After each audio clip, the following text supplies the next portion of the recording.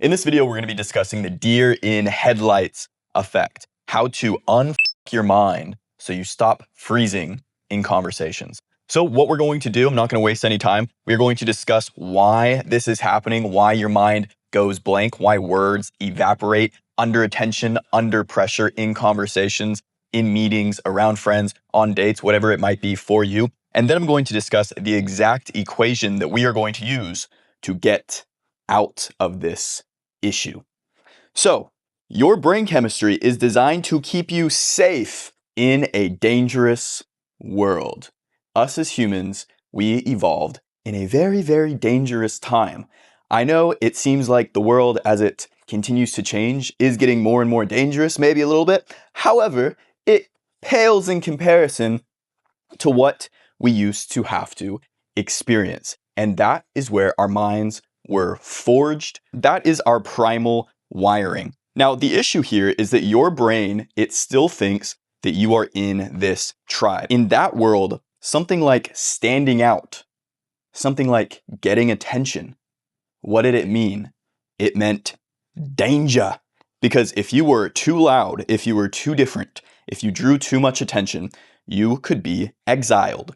And being alone in a time like that, it meant certain death.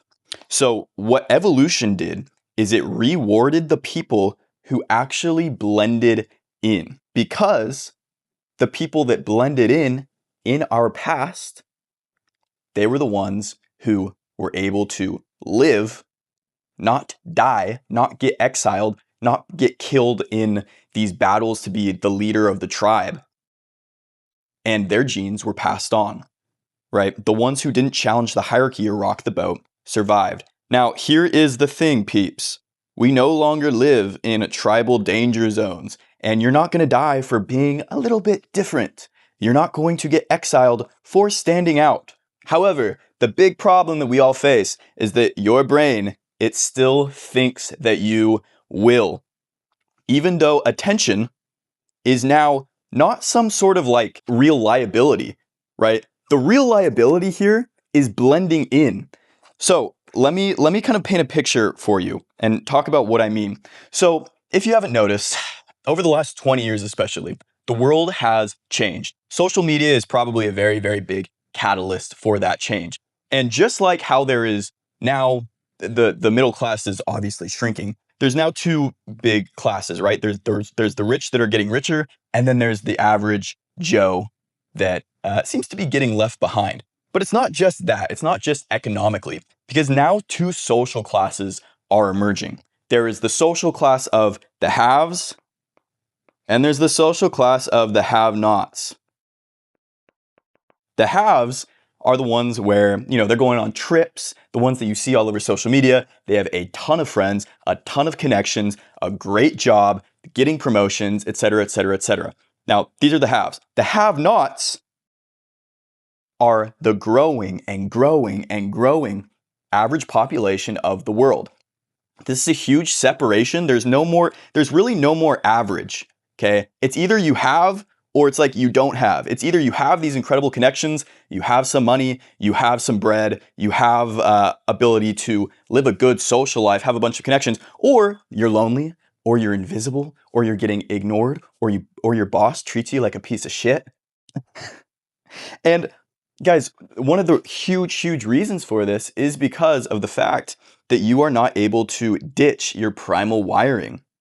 You haven't been able to ditch the mechanism inside of your brain, the instinct telling you that attention is scary, that attention needs to be shied away from, which then gives you this response of freezing, of going blank, of feeling judged, etc., etc., etc. We're going to get to that in a second, but I still do want to come back to this because it's so prevalent today, but nobody's really talking about it. A lot of people are talking about like, oh, the loneliness epidemic, blah, blah, blah, blah, blah, but people aren't talking about the huge gap going on. It's really difficult to live like an average fulfilling life nowadays. It used to be pretty easy, like 20 years ago or so, maybe, a little bit longer. You could be an average person, you could work a normal job, you could buy a house, you could raise a family, you could have a community around you in your neighborhood, and you could live a really good, fulfilling life. Human beings, we are meant to be living in these tribes, right? We are meant to have this human connection. However, things like social media, things like this new modern world, it's really taken it away from you. Who you're supposed to be, that world is gone now. And the thing that differentiates the haves and the have-nots are the ability to hold and capture people's attention. The people that capture people's attention and are able to hold it without blanking out, without freezing, without being labeled as awkward or quiet or weird, they get everything. Haven't you? I mean, you're smart. You've seen this. They get everything. They get a better social life, a better job, more promotion, a better business maybe, more social media followers, more attraction, more dates, the ability to have and raise a family. Attention is the new currency in this world. You see social media companies all over spending billions and billions and billions of dollars a year to just capture your attention for a few more seconds, to keep it glued to your screen for a few more seconds. Why? Because they understand that the more attention that they hold, the more money they are going to make. Now, the same thing is true for you. For you. Do you not realize that yet? I hope you do. Okay. And so if you are somebody that does freeze when attention is on you, when people are listening to you in a meeting, while you're public speaking, just around friends or whatever like that, it's very easy to be left behind. However, all hope is not lost. We're going to do something about it. Enter a guy named Dr. Robert Sapolsky. Very fascinating man. He studied baboons for the majority of his life. The reason it was baboons is because baboons basically have the most similar social hierarchy to us as humans. So it's very, very related. And what he found is very fascinating. He's a neuroendocrinologist, by the way. And so he found that the dominant baboons had more access to these feel-good brain chemicals. The feel-good brain chemicals like serotonin, which regulates your mood, your confidence, your social behavior. Things like dopamine that's linked to reward, drive, and motivation. So these are the dominant baboons. Now the submissive baboons, they were more anxious and they had chronically higher cortisol, which is your stress, and lower serotonin. These are all things that make you feel socially awkward. These are all things that create this freeze response, or your mind blanking, or not being able to function, your mind going offline when attention is on you. Now, here is the good news. These brain states weren't actually fixed, because when a baboon moved up in this status hierarchy, his brain chemistry changed. So when one of the dominant baboons died or got killed off, one of the lower ones that moved up studied, and this is studied, their brain chemistry changed. So it's not that this is fixed within you. It's not that there are only supposed to be people in the world that have this incredible brain chemistry that can just talk and talk and talk and riff and riff and riff and have great aura, great social aura, and get everything in life. This can be changed. Your brain is malleable. Neuroplasticity, people. So, what's this translation? Freezing isn't a personality trait. It is literally neurochemical, and it can be changed. And it's also not your fault. Not your fault. Your brain is flooding with cortisol and not serotonin. It's not who you are. It's the literal chemicals in your brain causing this reaction, which means your nervous system interprets attention as danger. And that's why you struggle with the aura, or with freezing, or with mind blanks. Okay? So understand that. It's very important, because just like baboons, your brain can change, and it can change with something that I call attention stacking. Attention stacking. So let's talk about this actual equation. What's going on? How are we going to fix this fast?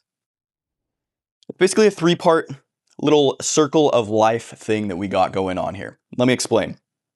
It can start wherever. So let's just start here. You experience social wins.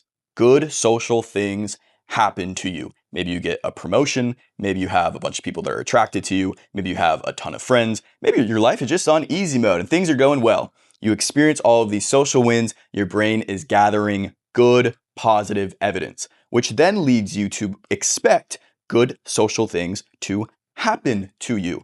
When you expect all of these good social things to happen to you, you're confident, you're not anxious, you are just calm and comfortable. You don't have to be worried about too much. And because of that, you are showing and broadcasting to everyone around you all of these subtle social signals that is telling them how to treat you. You are projecting your voice. You are maintaining great, steady eye contact.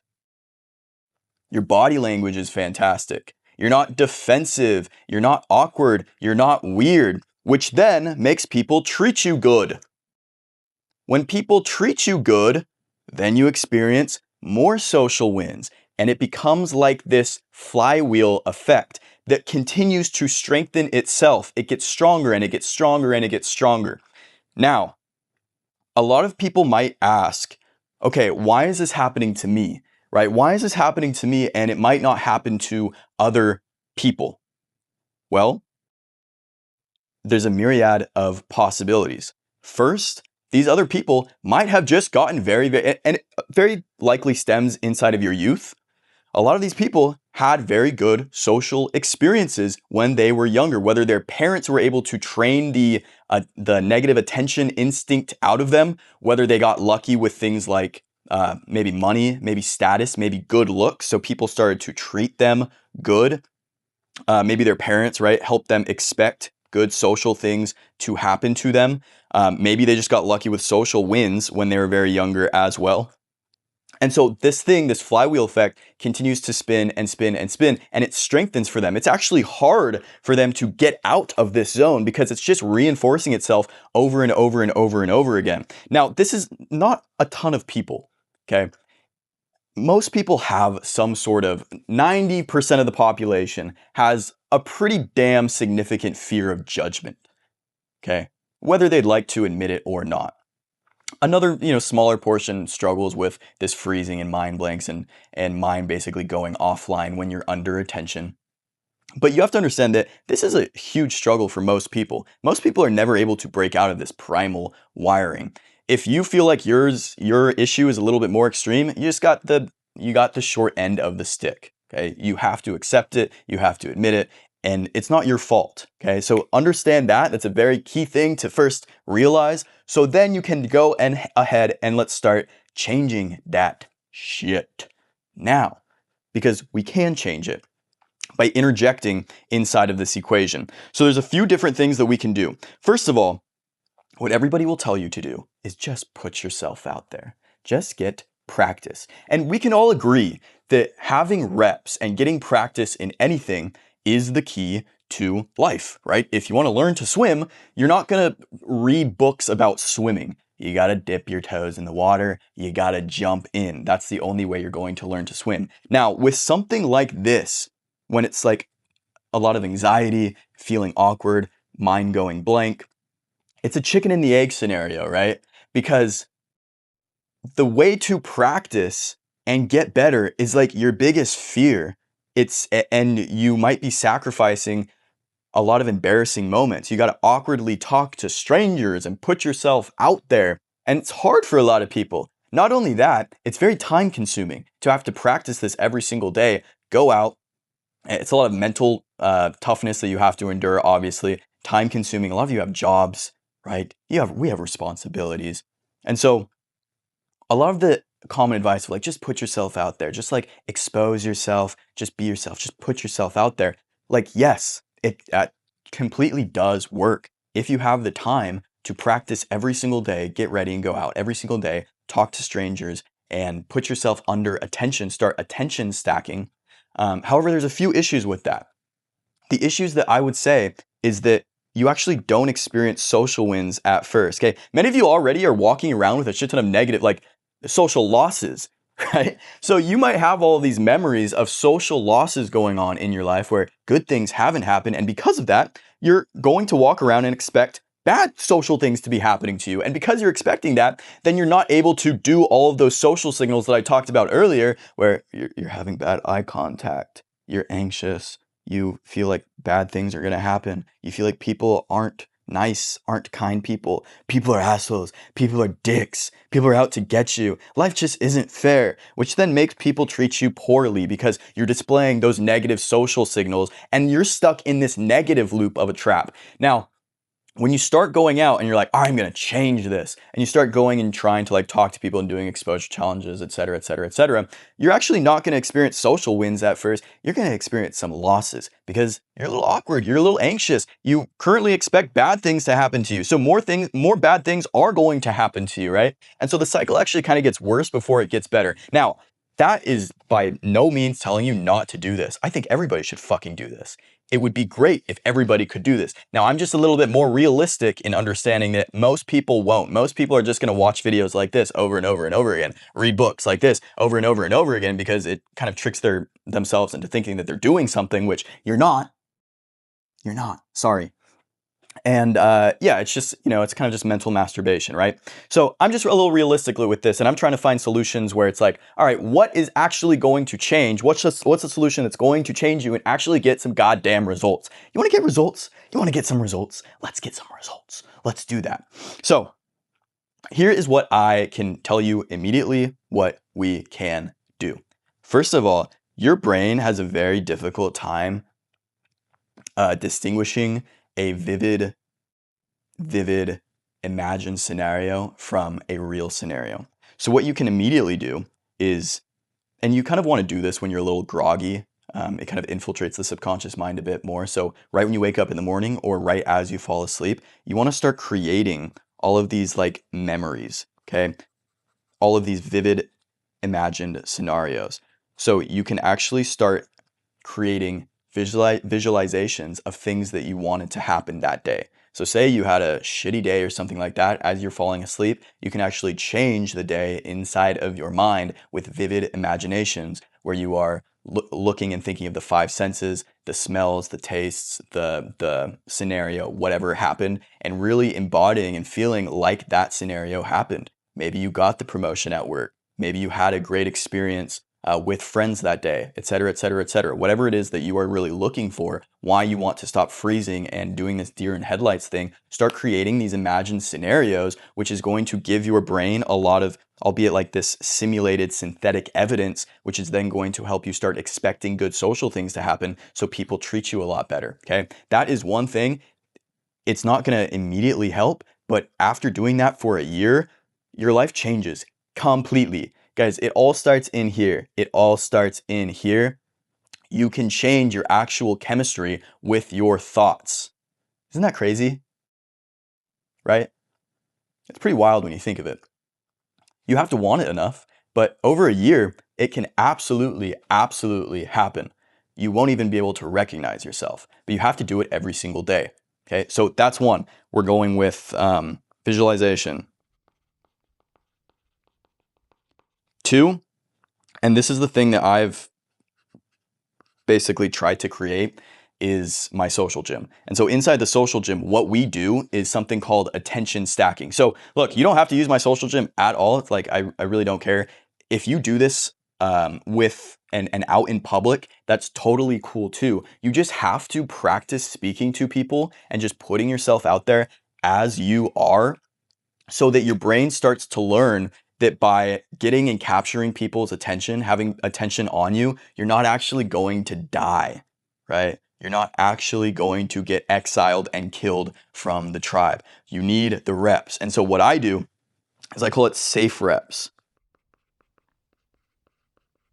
And so with safe reps, what we're essentially doing is we are practicing talking to other people who also experience this issue. So you talk and you talk and you talk. People have and give you their attention. Nothing bad happens. And you stack a bunch of basically simulated social wins. So we're simulating social wins, stacking more wins, more wins, more wins. People treating you good, people treating you good, people treating you good inside of the social gym where you don't have to go out and publicly like put yourself out there. You're actually doing it with other people who get it like you. You're talking to them, you start to be like, oh, people do treat me good. Oh, I am getting all of these social wins. Oh, attention isn't bad. And then what? You expect good things to happen in your public social life, and then the flywheel begins more and more and more and more. Other things that you could do You could start going to something like Toastmasters, like a Toastmaster event, where you're actually like practicing public speaking. You're going out doing that once a week or whatever. What we're trying to do here is we are trying to simulate the fact that we are here. We are at the top of the food chain. Okay, so I know it's very cringy to talk about it like this, and you wouldn't actually talk about it like this in real life, but it's like you are the leader, right? The cool thing about modern life and the modern world is everyone can be the leader. Everyone can be the leader, right? Back in the day, everyone couldn't be the leader. We were in 150 people tribes, and people were fighting for this spot to be the leader. And so people were constantly like shuffling through it and dying, et cetera, et cetera, et cetera. And so your ancestors, their genes passed on to you, and the genes learned that it was good to blend in. Okay, same thing as like I have like a brutal fear of spiders, like crazy arachnophobia. One of my ancestors probably back in the day like saw someone die or get bitten by a spider, and that happened. And so those things, those genes, like memories are literally stored in your genes. I don't know if you realize that, in your DNA. Those things are continuing to pass down. Okay, so what we're trying to do is we are trying to experience something called the winner effect. If you can experience the winner effect, then your entire life changes, your neurochemistry changes, the chemicals in your brain changes. You literally experience more serotonin and more dopamine. And if you're a man, also more testosterone as well. Like sometimes you might look at a person and you're like, why is it just so easy for them? It is because it's easier. It's because it is completely easier because they have these chemicals flowing through them. And so luckily in the modern world, nobody's going to kill you for standing out, for getting attention. And so that's what we're trying to get after. We're trying to train our brain that attention is safe, because blending into the crowd nowadays, it's a liability. The very thing that was meant to keep you safe, it's now kind of your greatest enemy. Isn't that wild? Isn't that kind of messed up? Because the modern world has changed. And it's not your fault if you can't go out and like do these exposure challenges at all. It's not your fault that you're experiencing the mind blanks and not able to talk and talk and talk and words just evaporate. It's your chemistry. And then the solution that most people give you is your worst nightmare. Okay, so to wrap this up, what I would say that you can immediately start doing is the visualization stuff. Okay, you are kind of training your reticular activating system to focus on the good stuff, to focus on the good evidence, which then helps you expect good things, good social things to happen. People start treating you better. It's that good social flywheel effect. Okay, what you can also do is my gym right now is not open, but what you can do is I'll put a link in the description of like all the drills that we do, and you can download all the drills. So link in the description right there. And then you can also go to Toastmaster, like practice public speaking. You have to like practice putting yourself out there as a leader and giving your opportunities to speak as a leader. So your brain sees, oh, people listen to me. They're not going to kill me when I'm behaving as a leader. Okay. So that's really it. Very simple. Okay, guys, hope you enjoyed. I'll be making more videos in the future. Peace.